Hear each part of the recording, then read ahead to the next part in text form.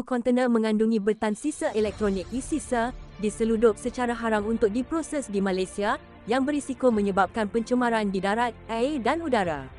Menurut penggiat industri kita semula, terdapat sekurang-kurangnya 200 kilang kita semula berskala kecil dan besar yang memproses e-sisa secara haram. Sisa ini diseludup dari negara maju seperti Amerika Syarikat dan diproses untuk memisahkan logam berharga seperti emas, aluminium dan tembaga. Selepas itu, logam berharga tersebut dihantar ke negara China, di mana semua transaksi jual beli dilakukan menurut sumber industri.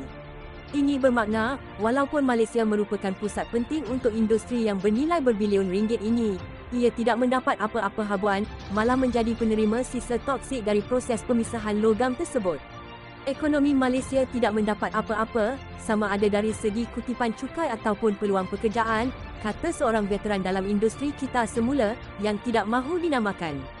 Menurutnya, Malaysia dianggarkan hilang lebih 10 bilion ringgit setahun dalam kutipan cukai akibat aktiviti seludup dan kita semula e-sisa secara haram, tidak termasuk impak kepada alam sekitar dan kesihatan penduduk serta kos pemulihan dan pembersihan. Malaysia menjadi tong sampah bagi negara-negara maju apabila China menutup pintunya kepada perniagaan kita semula e-sisa pada tahun 2018. China bertindak sedemikian untuk melindungi negara mereka dari sisa kimia yang terhasil melalui proses kita semula. Kebanyakan sisa yang sebelum ini dihantar ke China datang dari Amerika Syarikat, Jepun, Jerman dan United Kingdom. E-sisa diseludup melepasi kastam. Apabila China menutup pintunya pada 2018, semua sisa, tidak kira jenis dan nilainya, dihantar ke negara-negara lain termasuk Malaysia. Tapi kini, hanya sisa bernilai rendah dihantar dan diproses di Malaysia. Sisa yang bernilai tinggi akan dihantar balik ke China. Menurut sumber, China masih menerima sisa bernilai tinggi kerana proses kita semula sisa tersebut kurang berbahaya dan kurang toksik. Sisa-sisa yang diseludup masuk ke negara ini melalui Pelabuhan Klang, Pelabuhan Tanjung Pelepas, Pelabuhan Pasir Gudang, Pelabuhan Kuantan dan Terminal Kontainer Butterworth Utara MBCT di Pulau Pinang. Sumber Jabatan Kastam mengesahkan bahawa banyak kontainer mengandungi sisa terlarang masuk tanpa dikesan kerana kandungan dinyatakan tidak sama dengan kandungan sebenar. Pemindahan sisa-sisa ini dari satu negara ke negara lain melanggar undang-undang antarabangsa, seperti Konvensyen Basel yang mengawal pergerakan buangan berbahaya merentasi sempadan. Menurut Konvensyen Basel, negara pengeksport perlu mendapat kebenaran bertulis dari negara pengimport sebelum memindahkan sisa tersebut merentasi sempadan. Menurut seorang pegawai kastam kanan yang telah bersara, agak sukar untuk Jabatan Kastam untuk mengesan kontainer mengandungi e-sisa kerana bukan semua kontainer diperiksa sebelum dilepaskan dari pelabuhan. Katanya, bahan terlarang hanya dikesan apabila pihak kastam melakukan pemeriksaan secara rawak atau memeriksa kontainer yang telah lama ditinggalkan di pelabuhan menggunakan mesin pengimbas. Adalah mustahil untuk memeriksa kontainer yang keluar dari pelabuhan kerana ini memerlukan kaki tangan yang ramai. Apabila sebuah kontainer didapati mengandungi bahan terlarang, pihak pengimport akan didenda. Tetapi ramai terlepas dengan mendakwa nama mereka disalahguna untuk mengimport bahan tersebut. Agak mahal untuk para pengimport untuk menghantar semula kontainer-kontainer tersebut ke negara penghantar. Jadi mereka boleh terlepas dengan senang dengan mendakwa barang tersebut bukan milik mereka, katanya. Menurut sumber, pihak kastam baru-baru ini mendapati beberapa kontainer yang ditinggalkan di MBCT selama beberapa bulan mengandungi e-sisa. Beberapa sumber memberitahu Malaysia kini pihak kastam telah memohon kebenaran dari Kementerian Kewangan untuk menjual kontainer secara bidaan kerana kontainer-kontainer tersebut memakan ruang di pelabuhan.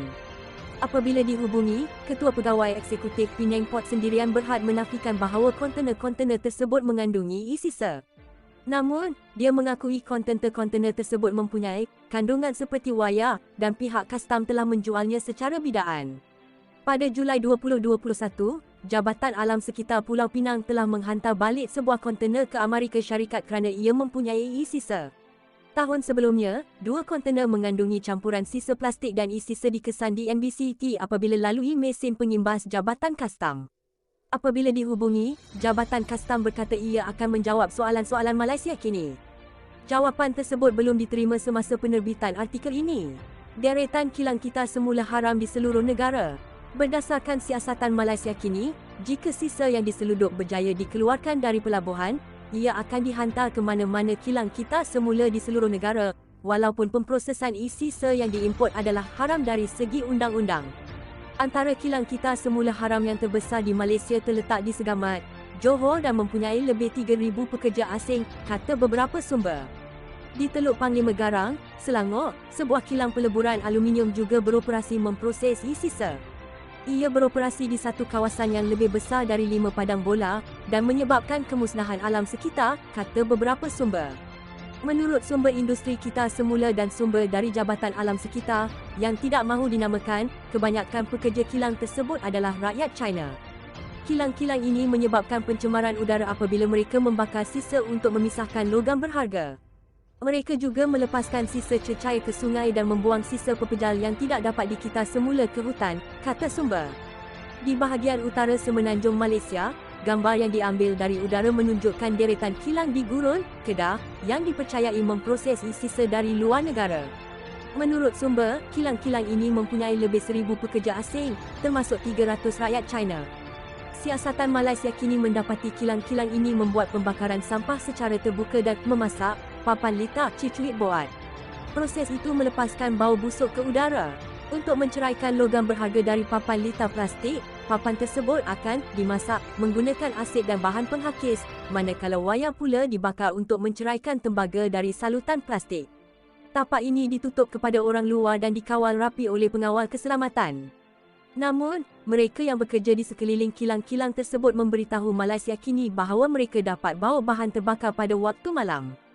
JAS Kedah tidak menjawab soalan-soalan Malaysia kini berkenaan kilang-kilang tersebut, tetapi seorang sumber JAS Kedah berkata kilang-kilang tersebut mempunyai permit untuk menyimpan dan memindahkan bahan buangan. Tetapi, mereka tidak mempunyai lesen untuk menggunakan relau atau membuat aktiviti peleburan. Para penggiat industri kita semula juga mempersoalkan mengapa kilang-kilang ini tidak mengikut piawaian keselamatan dan meninggalkan bahan-bahan buangan di ruangan terbuka. Apabila Malaysia kini melawat kawasan ini pada bulan September, didapati beberapa lori yang dipenuhi beg jumbo memasuki tapak tersebut.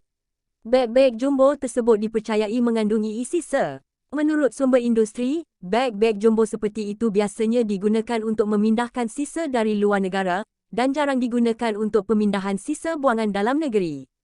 Menurut sumber, pekerja-pekerja di sana diimport dari negara China kerana mereka mempunyai pengalaman dalam memproses e-sisa. Mereka juga tidak dibenarkan keluar dari tapak tersebut. Malaysia kini telah menghubungi syarikat yang mengendali kilang-kilang tersebut melalui telefon tetapi panggilan tidak diangkat. Soalan juga telah dihantar ke syarikat tersebut melalui laman webnya. Modus operandi yang sama digunakan di kilang-kilang lain yang memproses e-sisa secara haram di Teluk Panglima Garang dan Lembah Beringin di Selangor, kawasan perindustrian Bukit Minyak dan Juru di Pulau Pinang, kawasan perindustrian Sungai Petani, kawasan perindustrian Taman Ria dan kawasan perindustrian Kulim di Kedah, tambah sumber. Terdapat juga mereka yang beroperasi di kawasan terpencil di sekitar negara. Kontena atau beg jumbo dipenuhi e-sisa akan dihantar terus ke mereka, kata sumber. Industri haram ini juga telah berkembang maju, sehingga harga e-sisa yang belum diproses naik berlipat ganda sejak sisa ini mula diseludup masuk pada 2018. Pada 2018, kilang-kilang ini membeli sisa import dengan harga RM3,000 ke RM6,000 untuk sebuah kontena. Hari ini, sebuah kontena 20 kaki yang mengandungi e-sisa berharga RM6,000 dan kontena 40 kaki boleh mencapai RM10,000, menurut siasatan Malaysia kini. E-sisa diseludup melalui udara. Menurut pengarah JAS Pulau Pinang, Sharifah Zakiah Syed Shab, para pengimport menggunakan pelbagai muslihat untuk menyeludup masuk e-sisa. Terkini mereka menggunakan kargo udara kerana terdapat lebih banyak pemeriksaan dijalankan di pelabuhan.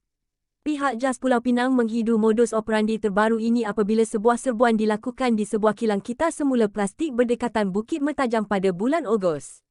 Kilang tersebut didapati mengita semula bateri litium kadmium secara haram dan 250 kontena kargo udara dipenuhi dengan sisa bateri litium kadmium telah dirampas.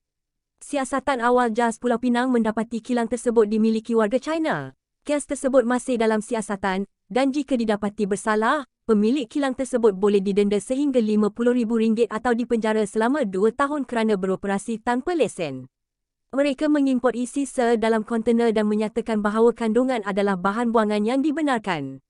Apabila dikesan oleh pihak kastam, mereka pandai melepaskan diri dan mempunyai banyak cara untuk mendapatkan semula e-sisa tersebut untuk dikita semula, katanya bila ditemu ramah di pejabatnya.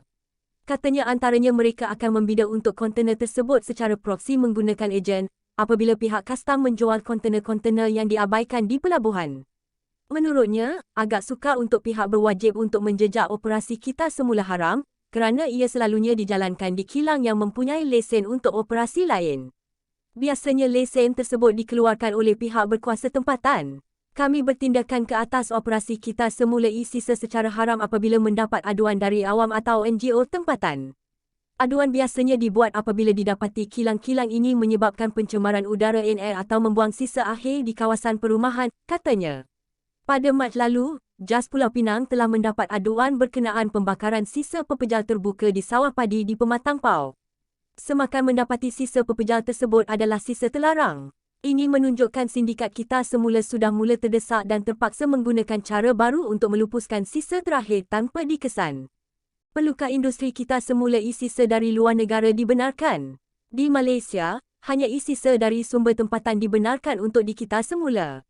Operasi kita semula e-sisa dikawal oleh JAS melalui Akta Kualiti Alam sekitar 1974 dan Peraturan Kualiti Alam Sekeliling, Buangan Terjadual, 2005. Penggiat industri kita semula perlu mengikut piawaian untuk pengeluaran, penyimpanan, pemindahan dan pembuangan e-sisa di bawah seliaan JAS.